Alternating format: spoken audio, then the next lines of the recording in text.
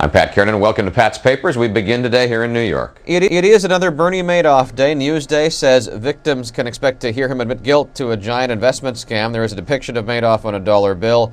The Newsday headline is "In Bernie They Trusted." If he's thrown in jail today, he may be forever apart from his wife Ruth, making him ruthless. That's the headline on the front page of the Daily News.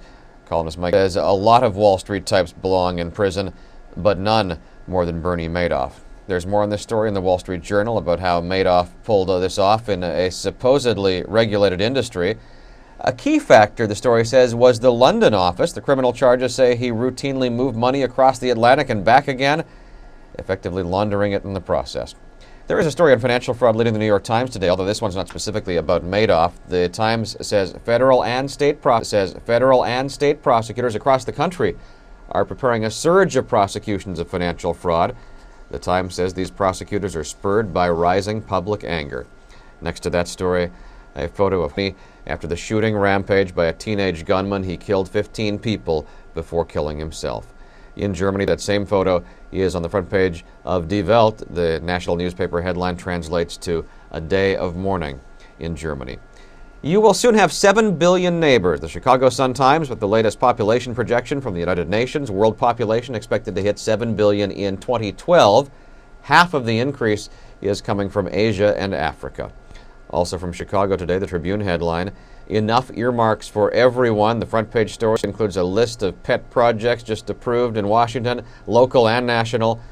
The Washington Post is breaking down the pork this morning. $4.6 billion worth of Democratic pork, $3.1 billion in Republican pork.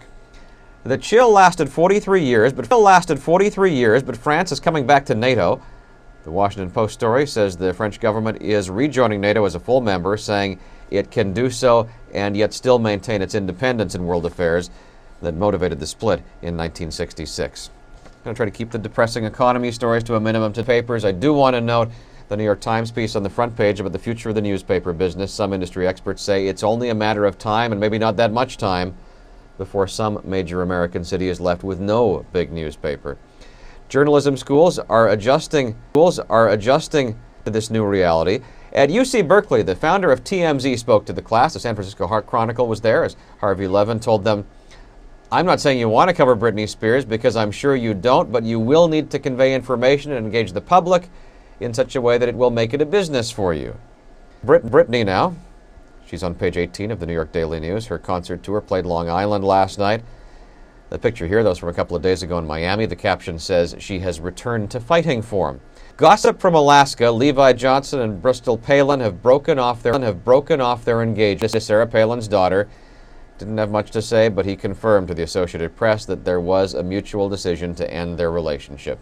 To California, $100 billion worth of real estate is threatened by rising sea levels. That's the estimate in the Contra Costa Times. The maps on the front page are pretty scary. The blue areas on the map are places around San Francisco that are at risk of flooding if sea levels keep rising as they are. Just in time for St. Patrick's Day, grocery stores around Massachusetts will sign an agreement to go green. According to the Boston Globe, hundreds of supermarkets are going to sign this agreement that they will cut their paper and plastic bag consumption by a third. Some of that comes simply by doing more to convince people to reuse their bags. The man's chance of survival was 1 in a million, according to one longtime Niagara Falls rescuer. An unidentified man jumped into the river and survived the Niagara Falls plunge yesterday.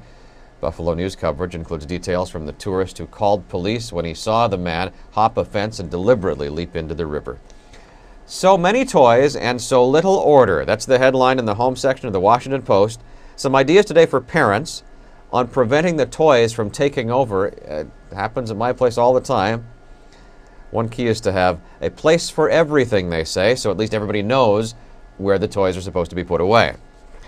Apple got a ton of coverage for its newest iPod. This is the third generation Shuffle. Here it is in the Chicago Sun-Times. So small that the buttons to control the music are on the headphones and not on the tiny aluminum rectangle of a music player. Tech News in the New York Times, David Pogue writing about the new Google Voice service. This is one-stop shopping for all of your voice communication. Your home phone, cell phone, work phone consolidated into one place so people don't have to call everywhere to track you down.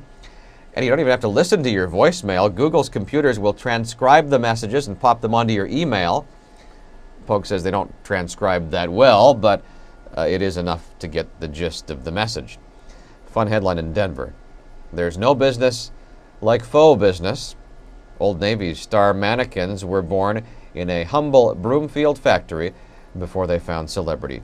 So how do you get a new generation to play bridge? The North American Bridge Championships being played in Houston this month. Here's a sentence from the Chronicle story. It says, as the country's elite players reach their 60s and 70s, they are grappling with how to convince young people that bridge is cool again. Finally, we go to Oregon. Portland has been rated the 47th manliest city in the U.S. The website bestplaces.net is based in Portland. It used census data to come up with city-by-city ratings for the entire country, the Oregonian taking some comfort that Los Angeles and New York were even less manly than Portland. Factors such as popularity of tools and frequency of monster truck rallies led to Nashville winning the title of manliest city. We do this every day at patspapers.com. If you scroll down on our main page, you will find links to read the individual stories from the newspaper websites featured today.